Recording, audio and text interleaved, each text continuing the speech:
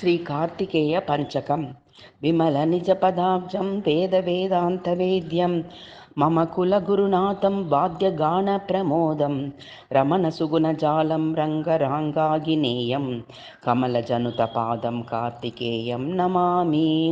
शिवशरवणजातं शैवयोगप्रभावं भवहितगुरुनाथं भक्तबृन्दप्रमोदं नवरसमृदुपादं नाथहीङ्काररूपं कवनमधुरसारं कार्तिकेयं भजामि।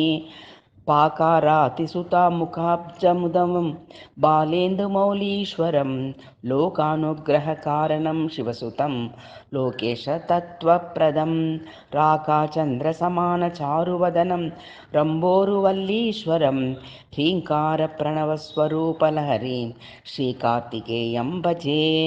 महादेवजातं शरवणभवं मन्त्रशरभं महातत्त्वानन्दं परमलहरी मन्त्रमधुरं महादेवातीतं सुरगणयुतं मन्त्रवरदं गृहं वल्लीनाथं मम ह्यदि भजे।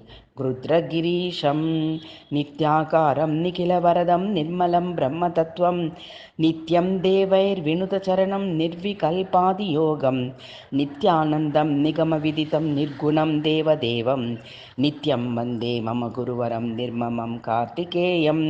पंचकं कार्तिकेयस्य यः पठेत् शृणुयादपि कार्तिकेयप्रसादात् सर्वाभीष्टम् आप्नुयात् इति श्रीकार्तिकेयपञ्चकम्।